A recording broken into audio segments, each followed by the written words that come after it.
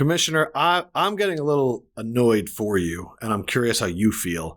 There were certain things that I thought were untouchable when it came to the NBA on TV. Christmas was one of those. MLK was one of those. And now every time I look up, the NFL is putting games on the same days that I thought were NBA days. It kind of seems greedy to me, and I was curious what it seems like to you. For us, I think it's completely appropriate for them to compete in whatever fashion they think is in their best interest. You're entitled to be annoyed. I just think we welcome the competition. In some ways, I really believe this, that it's a rising tide for all sports. If you look at where major live sports now are on television, really any platform, because you're seeing it, of course, Christmas Day, the competition in terms of the NFL was on Netflix, right, which only a year ago was saying they weren't likely to go into the live sports business.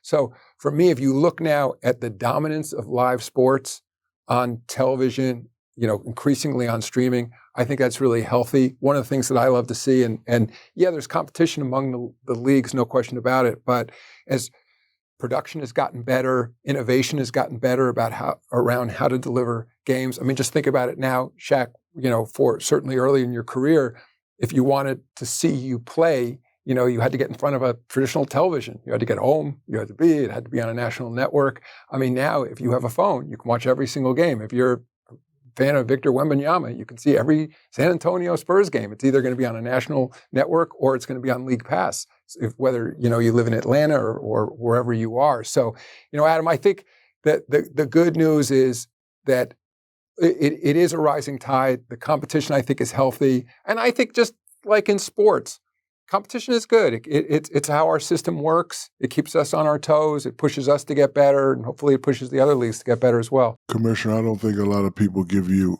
credit for being the visionary that you are. Coming in 92, how you and Mr. Stern always told us to stay away from betting.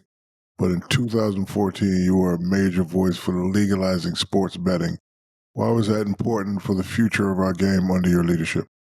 First of all, the message we're still delivering to players is to stay away from betting. Right.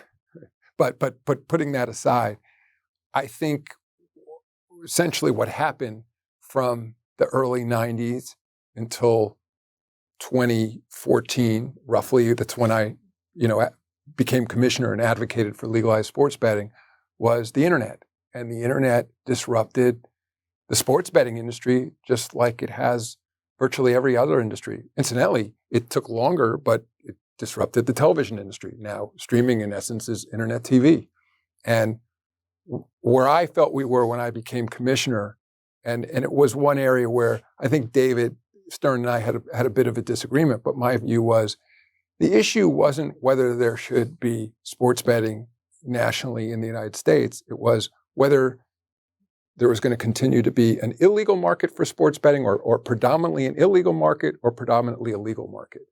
And my view was it was in the best interest of the league and frankly in the best interest of the fans that if there's going to be a massive amount of sports betting, that it be in a regulated legal structure, one that allows for transparency. I've analogized it before to a public stock market where if there's aberrational behavior, the sophisticated computers, instantly can detect that. Somebody who's never bet before is all of a sudden betting a lot, or somebody whose betting patterns change, or there's a lot of action going on a particular game or a moment, it's a prop bet in a particular game, all those things. So, I mean, it doesn't come without its downside. There's no question about it. And I think the betting companies, the regulators are still feeling their way through this new world of massive sports betting now, where I think you're at roughly 35 states. I mean, one of the things that I did advocate for back in 2014 was to have national legislation, federal legislation on sports betting, rather than having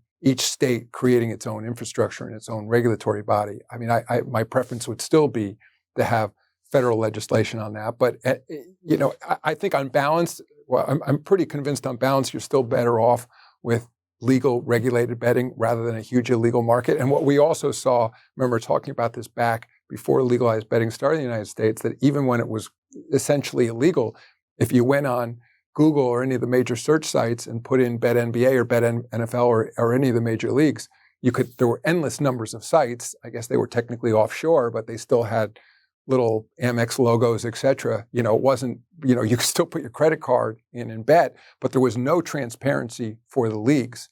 So I believe we're in a better place now, but there's no doubt there's problematic betting out there. I mean, the good news is that when it's legal, we can detect it. I mean, there's still enormous amount of illegal betting that's going on with bookies as well right now, but there's not as much transparency there. Commissioner, last thing, we know you got to go. Looking ahead, what do you want basketball fans to know about the future of our game? I think I want them to know that, number one, we're listening to what people say. I mean, I don't want people to think for a second that to the extent that, they're unhappy with, players that are resting or think there's too many three-point shooting. I mean, as you said before, the community is very focused on those issues. But at the same time, I think that the game has never been in a better place. I mean, I'm astounded on a nightly basis by what I'm seeing on the floor. And if anything, I get a bit frustrated at times because I feel there's more that the league office should be able to do to translate what I'm watching in a way that people at home are understanding how incredibly entertaining and off the charts athletic and skilled these players are. And so I genuinely believe the best days are ahead of this league. I should mention too, I'm so proud of what's happening in the WNBA right now with women's basketball. Also, been at that for 28 years now at this, supporting women's basketball, and it's really turned a corner in the last couple of years.